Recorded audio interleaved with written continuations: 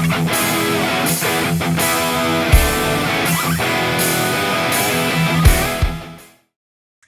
folks, and welcome to the Shut Up and Do It podcast, the place you can come and hang out with us while we go through all things real estate with a focus on bringing you top quality topics and speakers, all who believe in a get it done manner. I'm your host, Nick Allerud, creator of the Complete Deal Flow System and a principal with AA Real Estate Group, along with my partner and co-host, the Deal Flow expert, sales trainer, the lead gen machine, the leader of the Solutions Group, the broker, and the Esquire, Robbie Retzel. What's up, Rob?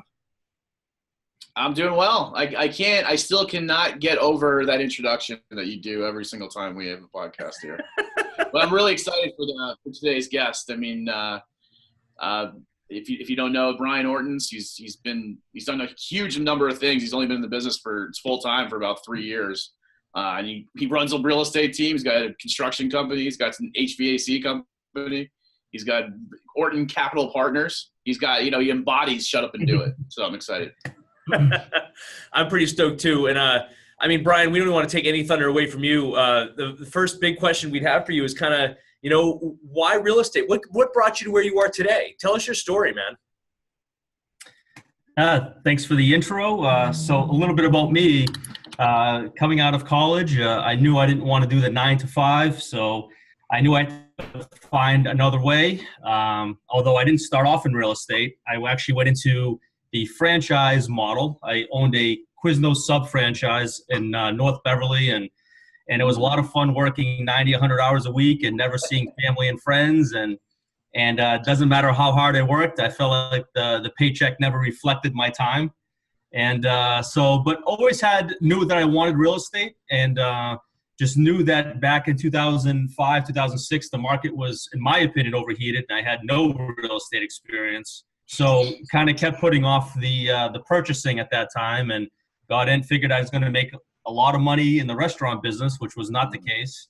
And so at least I got a lot of experience working and managing people, working in a nickel and dime business. You get to learn a lot about managing expenses, and that's translated for me in real estate. So fast forward, I did that for about 6 years. I didn't renew my contract, decided to move on, and stumbled upon Bigger Pockets, for those of you who know Bigger Pockets, and just probably spent, every night from 10 p.m. to 2 a.m. just reading and listening. And what I've always liked about these podcasts and why I wanted to be on one is you just tend to learn a little bit from everybody that's on them, and you apply those to your own business. And I felt that that's propelled me in the last few years to grow a bigger business and think bigger. So in between the restaurant and getting to real estate was just a couple of, I did some management for Starbucks and got some experience there. And then I took on some project management construction roles, had a little painting and flooring business in the meantime. So just knew that I wanted to learn the construction side to invest in real estate. Got licensed in the meantime during that time, and I jumped on with a commercial contractor, and I had the experience of building a Hilton hotel. So that's an interesting story in itself. So building all of that experience allowed me to rehab properties and grow into a construction company. We now have an HVAC company, have a capital partners group, property management, construction, and obviously it's all based around the agency. So I have a team in which we do traditional buying and selling of real estate, but with a special focus with investors. So we meet investors from all over the world, and now starting to network and build relationships with foreign investors as well.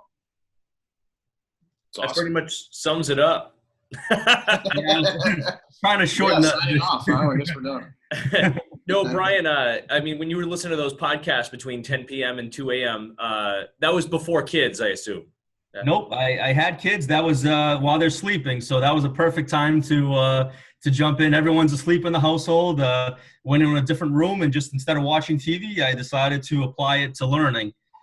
So that was something that I recommend. Is education's the most important part. To this day, I still have to at least read an hour a day, and whether it's a blog article regarding real estate, whether it's a book, and also podcasts every day. whether I'm driving or shaving or whatever, I always have a podcast on in the house, which Nice. not everyone else in the household enjoys as much as I do, but I always have them on. Oh, I know that. Yeah, my daughter can't stand podcasts. I have to put my headphones. But they've been instrumental, though. When do you sleep, though, man? 10 to 2? I mean, do you? If you ever look at the times on my emails that I send you guys, you'll notice that they're at all hours of the day and night. Yes. So one thing I always joke about is I go 7 days a week, 24 hours a day, but I intentionally am able to schedule time off with family and friends, and real estate's afforded me the ability to control my lifestyle. And to me, it's not a job every day. I actually, if I'm not working, I'm excited to get back to work. So that's been huge for me to grow in real estate. Is to this day, it's not a job for me. Mm-hmm. Work hard, That's play awesome. hard, right? That is incredible. We share a couple emails back and forth, 12:30, 1 in the morning. So once in a while, Yeah. But that's awesome. Brian, when you started getting into the point where you're like, okay, real estate's really for me. I already got the construction management aspect. I've got, this brokerage aspect down. I've got this rehab aspect down. When was the moment when you knew you needed to kind of scale or bring on people to help you with that? Like, what went through your head, or how did you get to that level? So it basically, I read a lot of articles and again, listened to podcasts where they said, first thing you should do is hire an assistant. But being a systems guy now, I was not always a systems guy. So I thought that in the beginning, I was going to save a ton of money and become a millionaire by doing everything myself. Yep. And I quickly learned that one person working even 80 hours a week cannot accomplish what 10 people working 30 hours a week can accomplish. So it's I'd say a year in is when I formed the team. And I've gone through a bunch of people on the team and made some changes. And what I've learned in business is that I like everyone personally, but not everyone is a fit for my businesses. Right. So what I mean by that is you want to hire slowly and fire quickly. And you have to stick to what your philosophy is, your principles are. And I have high expectations for everyone on my team. The same expectations I set on myself. So that's been important. I used to let people kind of try to do their own thing and assume that it was all going to work out in the end. But what I found was I like to build systems with my team and hold everyone accountable to maintaining those. And I'm trying to think of a specific example, but it's really, to me, the communication is a big factor. And if someone is assigned something to do, that they do it in a timely manner. As you guys know, in real estate, deals don't wait for people. So hence why I'm still working sometimes 10 at night and catching up on emails and everything in real estate, in my opinion, is time sensitive. Yeah, no, absolutely. That's cool. What is the sort of type of tools you use now, Brian? So when you started kind of bringing on people and, like you said, setting expectations, which is tremendously huge, right? I think people appreciate that too, right? Do you think people appreciate where you kind of let them know what is expected? Otherwise, they're kind of floating around and, right? They don't really know if they're making you happy. They're not making themselves happy. I don't know. Yeah. So what I found was everyone tells you what you want to hear. But the reason why you set those expectations is you know who's going to really do it and who's not going to do it. So when I'm firm with people on the team, the ones that react positively are the ones that are going to make it. The ones that take it negatively are the ones that are never, ever going to change and never going to be an asset to the team. That was an important realization for me, is because I like to help everyone and I like to give, but at the same time, I wasn't getting much back. And people didn't feel like, they just felt it was a one-sided relationship. And you guys know me, it's all about win, win, win all the way around. Every party in the transaction or on a team has to win in that transaction. If it's one-sided, whether it's in my favor or someone else's favor, someone is not going to be happy. So it's important to keep everyone happy on the team, set those expectations, and just kind of vet them out to see if they're able to do what you expect of them. So if I expect someone to work 7 days a week with looking at property, analyzing property, or whatever their role is in the team, it's because I will do that as well. So I expect people to do what I will do. And some people will look at it, no, it's more of a 9 to 5 to me. Well, that's not really the right person for my team. Gotcha. Excellent. And so to answer that second part, sorry, Nick, is you had asked about tools. So what we've created was we have a basic website right now that we're retooling, but I've told you guys this before. We use a software called Todoist, Todoist.com. Yep. And that's probably, and I saw in a past episode where you mentioned, what's the best thing you bought for under $100? Oh, you just jumped to that question, huh? That's like my favorite. That's all right. Go ahead. Keep going. So I'm going to throw this in here because it's applicable. So I pay $29 a year for this subscription to Todoist.com. And essentially, you guys can look it up, but it basically is a platform where I can enter my schedule. I can also assign tasks to other people on my team. So today, if I have to go drop off an offer at an office or pick up a check, and I'm on this podcast right now, before I jumped on the podcast, I assign tasks to other people on my team, and they can comment on it. They can check it off as done. We can even link Google. So we use G Suite. So you can link actual documents to Todoist. So it's basically a platform. I can forward emails and create them into tasks. So for this podcast, I forwarded from my email into my inbox, and I was able to make a task. So today, before coming on the podcast, I was able to click on it, and it took me to that email, and I was able to log on all from one platform.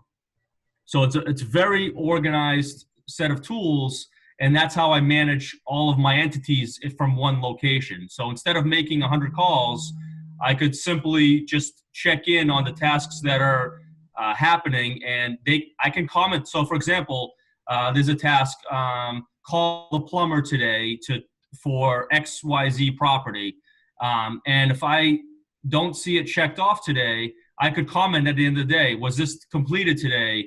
Did something happen? And I can keep tabs on things that are kind of falling through the cracks and reminding people in the team to follow up with something.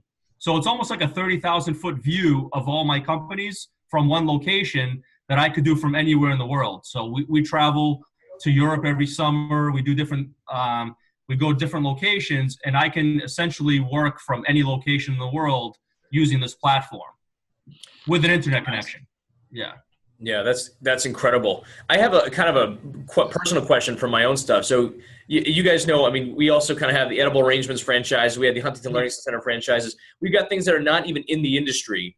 And I have found it extremely challenging to bring both business partners and staff onto like a one portal system. You know what I mean? I mean, did you come across any sort of challenges like that when you were kind of jumping on to finding the best platform for you guys? So it's always a challenge to get someone to use it, but once they use it and they see the value of it. So what we started doing was hosting sort of a tech day where I brought people in. So everyone from a manager of my company down to a regular employee has, and I pay for that annual subscription for everyone, and they have access to it. And I found that people actually like using that, and they feel more part of the company, because they're seeing, and the other thing too to mention is you can select what they see from that entity. So maybe I want my partners to have access to, I don't know, corporate documents or sensitive information, but I can create they call it a project for a specific location that we're rehabbing, that only that my lower level employees or my subcontractors can see and use. So it's hard to get people on it initially, but the other thing about that too, Nick, is you can use other entities, the real estate, but also my personal was a big one. So what was happening was every weekend I'd be scheduling showings, or I'd be working with someone in real estate, and then I'd find out at home we're supposed to be somewhere personally, buy into some other ventures and schedule all of my time through this one platform. And I can project out 7 days, I can project out 30 days. and it tracks where I'm supposed to be, when I'm supposed to be there. It also has reminders as well. So as we're speaking right now, reminders are going off on my phone of things that I'm going to be doing 2 hours from now. So it keeps me on track of what I should be doing. What I found was the ones that you tend to forget are the low-level tasks. Just a simple, if you ask me to do something on this podcast, I would type it in as we're going, and it would remind me to do it at a later date. So I probably have about 100 to 200 tasks per day. And it sounds like a lot, but that just tells me how many tasks we're not getting accomplished prior to the software. Brilliantly said, man. I mean, talk about gold, right? I eat that stuff up. I love that stuff. That's cool. Robbie, you have something. I mean, we use a CRM now, right, Robbie? And that doesn't seem – does it have most of that stuff? Does it not have all of it? Podio? Yeah, I guess that's kind of what we're using now for everything, right? I mean, it's definitely not a replacement for this. No, not at all. Yeah. That's like more of a follow-up lead engine. Brian, you that's awesome that you're managing from afar, right? Yes. Speaking of vacations and stuff, I mean, where are you headed? What do you love to do in your free time?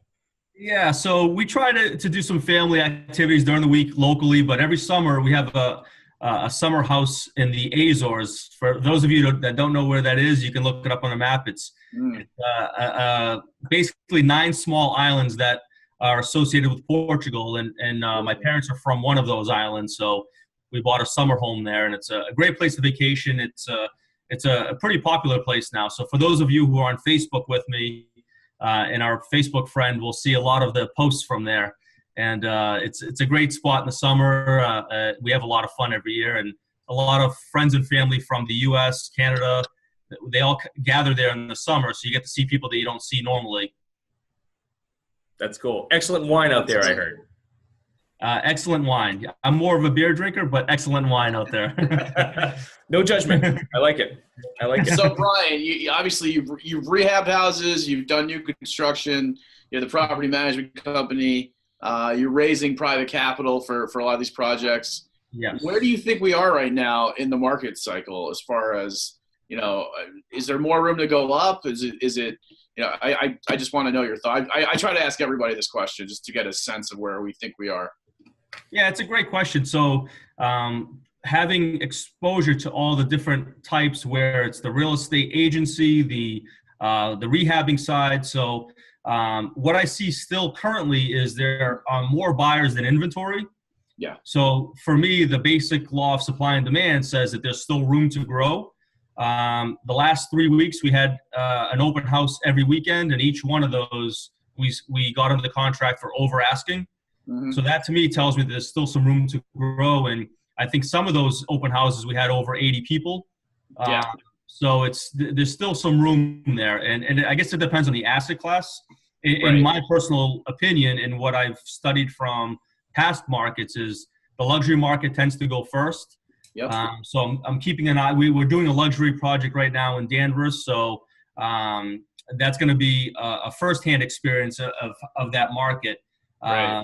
But I just know from locally here, we have buyers that are in the higher price points, and there's still not that much inventory at that price point. So I think there's still some room to grow. I mean, I guess I don't look at it as timing. A lot of the assets that we buy have multiple exit strategies.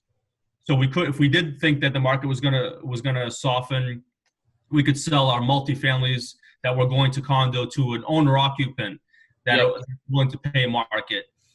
We obviously have a lot of rental properties as well. So to be honest, in a declining market, we're set up to basically make money in both types of markets. Yep. We'll buy more rentals in a declining market, where we're going to keep rehabbing in a climbing market. Yep. No, absolutely. Yeah, so you're set up to kind of capitalize on no matter where we are in the market cycle. It's awesome. Cool. At least I think so. Yeah, right. It seems like it. Yeah. I think pretty much everything that you just mentioned, I share that mindset. I mean, Robbie, what do you think? What do I think as far as the whole market where we're at? Do you agree with Brian, what he said, or do you have different thoughts? That there's more room for growth? Yeah, I mean, you're absolutely correct on the inventory and buyer assessment. There's no inventory at all, and there's a lot of buyers. I'll definitely give you that. That's cool.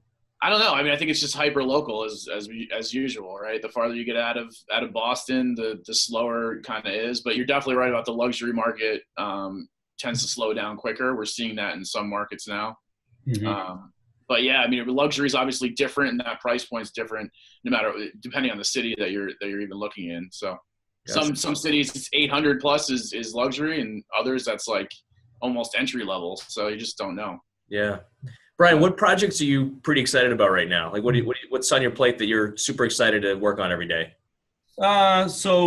I guess in terms of rehab, is we have that first luxury deal that we're doing in Danvers. So it's a little over 3,000 square foot property with a pool, and we literally knocked out every wall on the first floor, made it a complete open concept home. Nice. So it's a different type of product. So it's the numbers are probably less. So you're putting up more money to make less, but it's just an exciting project for us to try to break into another market. I know some of your past guests have gone into more of the luxury homes. I can't say that I'm comfortable in that market, but it's something that I like to try everything once. And if it fails, at least like I say, I tried it and I know that it's not something that'll work versus just making an assumption without trying. I think that's something that everyone should take is you have to try everything. If you think that that's something that you want to learn, what better way than hands-on education versus reading a book? I think that's been important for me. And again, maybe I'm more apt to taking a gamble than someone else, but it's paid off well for me. That's awesome. We strayed into the luxury world 4 or 5 times now because we were totally sexed by it. Like, oh, wow, 13 acres on the beach in New Hampshire. Yeah, look at this beautiful house. Every time, man, I get my butt handed to me every single time. Just because, you know what, it's for me, it was because I get so romanced by the idea of that I bet my rules. I bet my own buying criteria, you know? And yes. I learned that lesson every time. Do not bend the rules, right? Don't make it a movable or adjustable spreadsheet. It is what it is. Exactly. It's great advice. When you jumped into the multifamily world, did you already know you were going to have the property management side covered, or was that kind of all of those were kind of just descended from your idea to jump into rentals? No, I'm glad you brought that up. So it all started with the agency. So I knew that I wanted to get licensed and help buyers and sellers and focus on investors. That was right from the beginning. So a lot of these other businesses came up just as a byproduct. So it all started with being a licensed real estate agent. Then I was helping multifamily buyers in Central Mass. So I ended up, for those of you that know, I have a second office in Leominster. And so just happened to just choose that area and decided I want to focus on a lower cost area that I can essentially learn and dominate that area. So we've bought a lot of multifamilies with I call them passive investors. So they have full-time jobs, not in real estate, something else, and they want to put their excess cash and invest it in real estate. So what happened was we were buying property out there. Before we closed on anything, multiple investors said to me, well, do you have your own property management company? Because I don't want to manage these, and I don't know anyone out here. Right. Would you manage them for me? And to be quite honest, at that time, it was not something on my radar. It was not something that I was. I knew the concept behind it, but not the day-to-day management of it. So it's something that I put together quickly and learned, and now built out a system where we have a full-time property manager, we have a full-time office manager, and they do a great job out in that market. So we're able to manage almost 100 units right now. We'll probably be somewhere close to 200 units by the end of the year. And our investors are happy and they want to buy more with us out there. So initially we were going to spread out all over the state and try to dominate Massachusetts. But as you guys know, it's a lot better to kind of concentrate on one area, grow that area, and then decide if you want to move on to another area. So we're focused in that Leominster, Gardner area. And there's no reason for us to go elsewhere until, for whatever reason, we feel that we can expand. Right. That's nice. I know we're approaching the end of our time together, but if there's is there one big tip you can kind of throw to a lot of the newer investors that might be out there listening to this?